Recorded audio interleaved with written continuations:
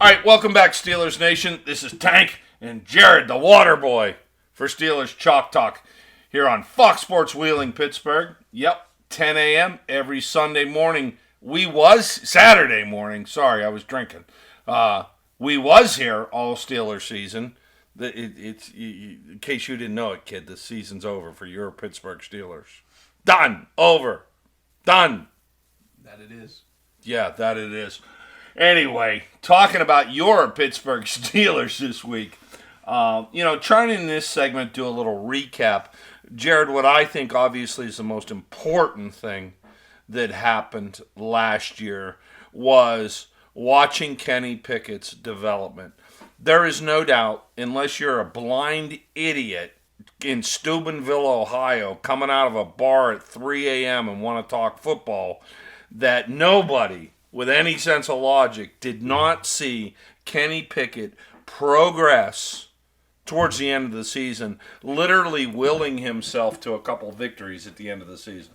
Right. No, I couldn't agree more. I actually was thinking about it very recently. I was compiling the short list of quarterbacks that at the stage of their career that they're in that I would actually prefer to have under center for my franchise. Purdy! And I can How about Brock Purdy? 7 or 8 of them. Well, I think that situation in San Francisco says a lot more about the coaching, the scheme, and I feel like you could plug anyone under center there and they would find success. You know, one thing that it convinces me of is that I don't know that Jimmy Garoppolo is really worth the big money that teams were thinking about paying him. Right. Was there not talk about bringing him to Pittsburgh before the Big Biscuit, Trubisky even? There was, and I'm glad that wasn't the case because they've got all the pieces there. They've got weapons with rack ability that make your stat line look more impressive than it is going to be. They have a great offensive line. They have a coach that schemes up the easiest completions you've ever seen.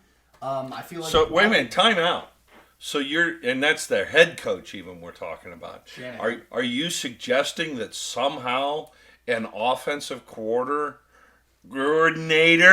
might be important to the progress of a young quarterback like Kenny Pickett? Well, there's too many confounding variables there. Well, let's just say Matt Canada then, instead of variables. Matt Canada. If you put Matt Canada on the 49ers, I think they're a competent team. You're out of your mind. He'd have them running 17 jet sweeps. Who the hell are they playing this weekend?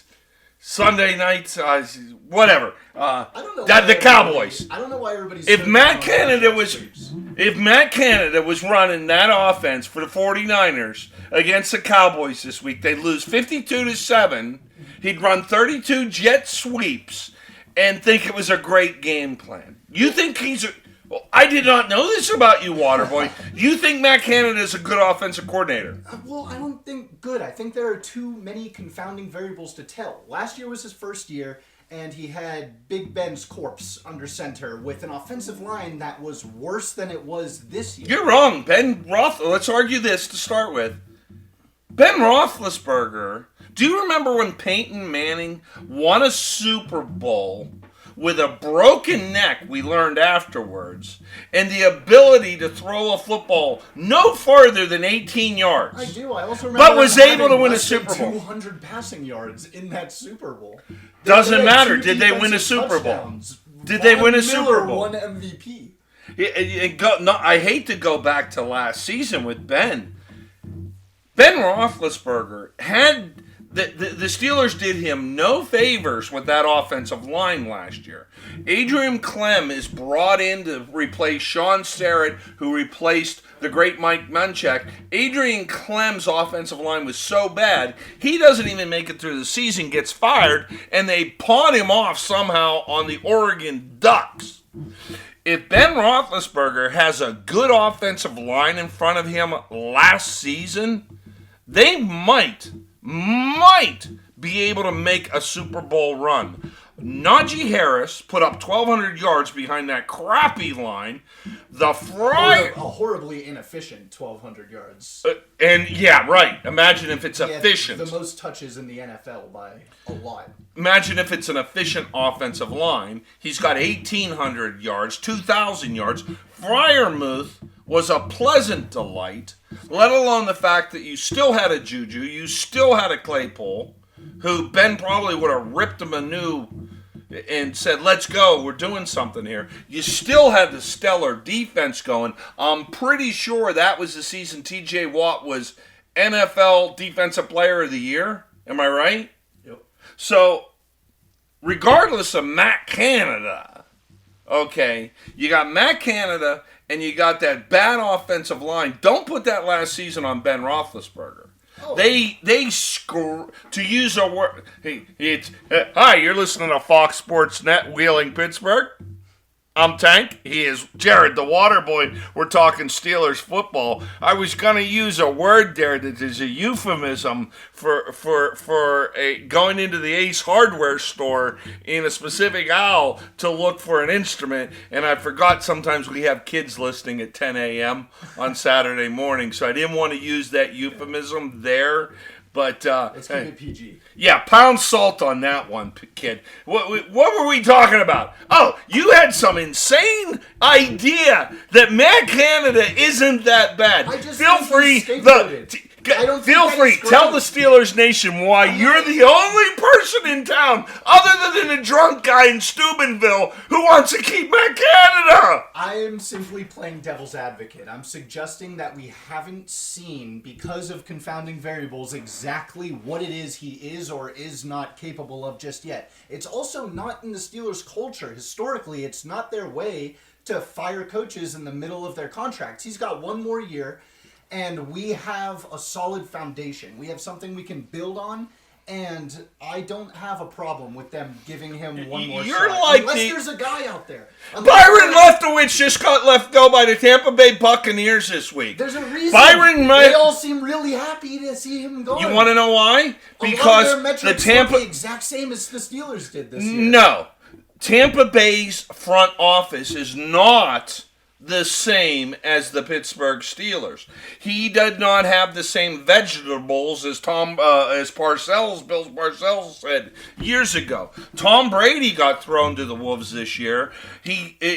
Wide receivers dropping the ball left and right. His left tackle might be worse than Chooks Okafor when he was playing left tackle. So that is not the same organization. Why is it that there are confounding variables over there, but not when you're having a discussion about the Pittsburgh Steelers offense? Dude, if Byron Leftwich comes in, even when Ben is here 2 years ago, and this season, if Byron Leftwich is your offensive coordinator, this team wins 12 games this year.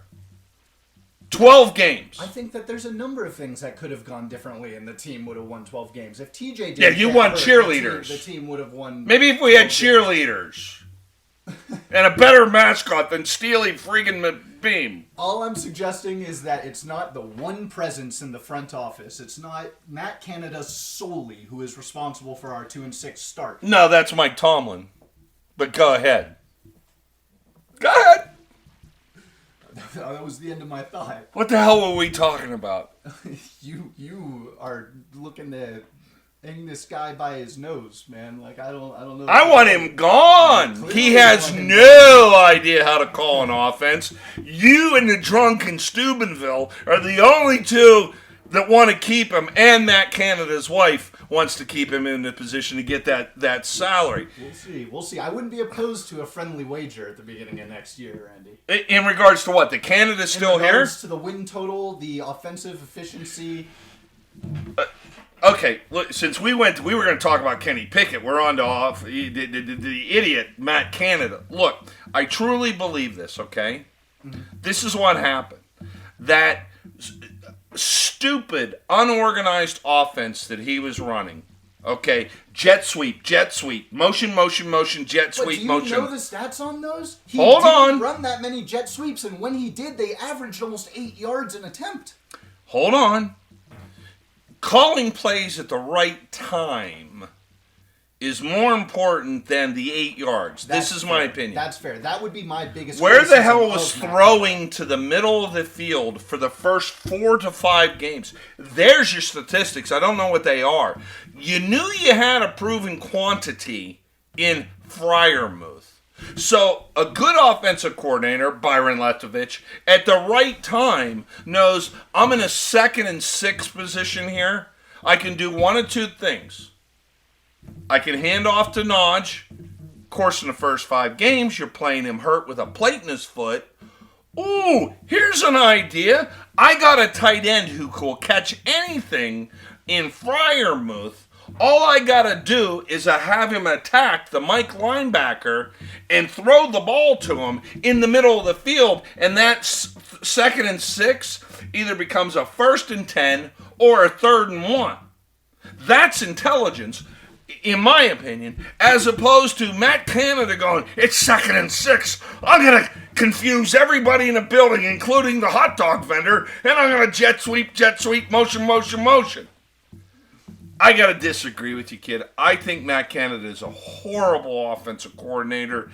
I don't want to hear about Ben Roethlisberger. I don't want to hear about 8 yards a statistic. You can have your opinion all you want, but I am shocked. Matt Canada should have been fired the day after the Steelers lost their final home game of the year, or won their final home game but lost going to the playoffs. However, that goes to your head coach, not knowing how to hire an offensive coordinator, because Mike Tomlin ran Bruce Arians out of town, didn't like him, probably because Bruce Arians is smarter than Tomlin. Then he hires the idiot Todd Haley, who decides the best thing to do to get to a Super Bowl run.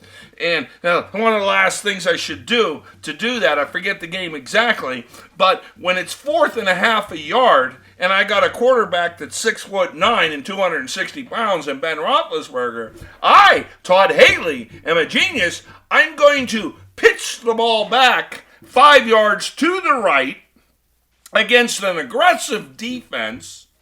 And I'm such a genius, they would have thought I was going to sneak it for 6 inches, Todd Haley. I'm going to pitch the ball back to the right and watch this miracle. He's going to get a touchdown. How'd that work out? No, those linebackers gobbled that up, man, and it went nowhere. Todd Haley was an idiot. And I can't believe to say this. He's smarter than